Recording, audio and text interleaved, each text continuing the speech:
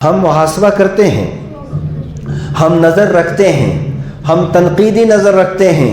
ہم نکتہ چینی والی نظر بھی رکھتے ہیں، ہم ہر طرح کی نظر رکھتے ہیں، لیکن ہمیشہ ہماری نظر دوسرے پہ ہوتی ہے، اپنے اوپر نہیں ہوتی۔ انسان تنقید کرے تو اپنے اوپر، نکتہ چینی کرے تو اپنی، اور غلطیاں انسان اگر دیکھے تو اپنی، کوتاہیاں دیکھے تو اپنی۔ جب بندہ مومن اپنی غلطیاں دیکھتا ہے اور اپنی کوتاہیاں دیکھتا ہے، پھر ایک وقت آتا ہے کہ اللہ تبارک و تعالیٰ اس بندے کو بلندیاں عطا فرما دیتا ہے۔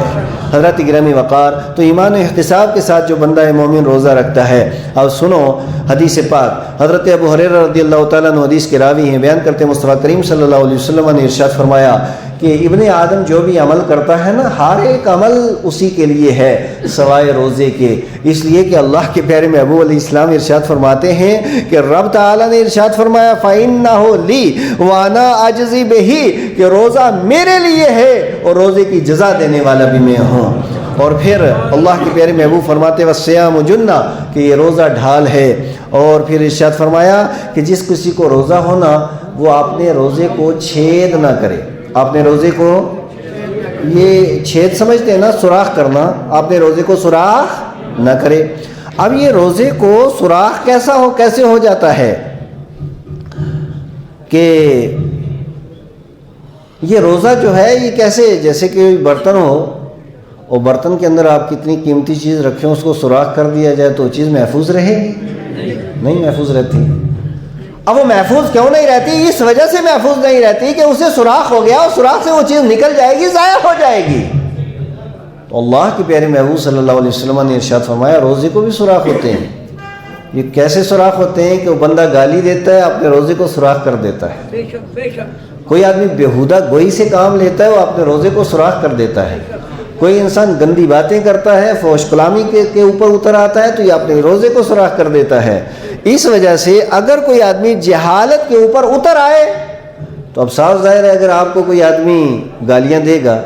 تو پھر دوسرا آدمی بھی قرآن پاک کی تلاوت تو کرے گا نہیں، احادیث مبارکہ کا مطالعے کے اندر وہ مصروف نہیں ہوگا۔ ادھر سے اگر کوئی بکواس بازی کے اوپر اتر آئے تو پھر یہ ایک انسان جو آج کل ہمارے معاشرے و سماج اور جو ہمارے ایک فطرت کا تقاضا وہ یہ ہے کہ اگر ایک انسان ایک گالی دے تو دوسرا کوشش کر رہا ہے کم سے کم 10-15 کا اضافہ کر ہی دیا جائے تو تب جا کر کے اس کا دل ٹھنڈا ہوگا۔ تو یہ تو ہمارا مزاج ہے، لیکن اللہ کے پیارے محبوب صلی اللہ علیہ وسلم نے ہمیں جو پیاری تعلیم دی ہے نا، وہ یہ ہے کہ اگر کوئی بندہ اس طرح کی جہالت کے اوپر اتر آئے، وہ تمہارے ساتھ لڑائی کرنے کے لیے آ جائے، وہ بیہودہ گوئی کے لیے آ جائے، وہ تمہیں گالی گلوچ کے اوپر اتر آئے، اور اس طریقے سے آپ نے جہالت کا کھلے عام وہ اگر اظہار کرنے کے اوپر اتر آئے، تو آپ ایک بات کہہ دیں انی صائم،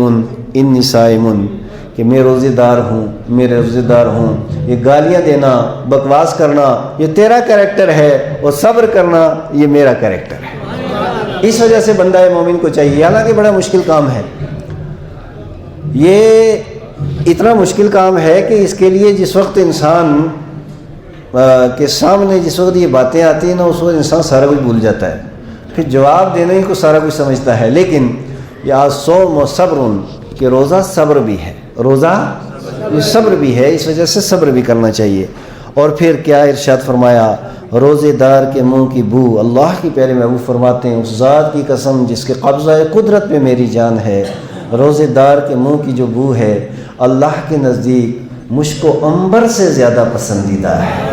یعنی دنیا کی جتنی خوشبوئیں ہو سکتی ہیں وہ ساری خوشبوئیں ایک طرف اور روزے دار کے منہ کی بو ایک طرف، اللہ تبارک و تعالیٰ کو وہ بو بہت زیادہ پسند ہے۔ اب اس تعلق سے میں آپ سے ایک عرض بھی کروں، اس کی وجہ کیا ہوتی ہے کہ جس وقت کافی دیر انسان بھوکا پیاسا رہتا ہے تو فطرت نیچر یہ ہے کہ پھر انسان کے منہ سے بو آتی ہے، اور جس وقت منہ سے بو آتی ہے تو ہو سکتا ہے دوسرا آدمی کراہت کریں، دیکھو یار یہ کیسا آدمی ہے، اس کے منہ سے تو اچھی خوشبو نہیں آ رہی ہے، یہ ہے وہ باتیں کریں گے لوگ۔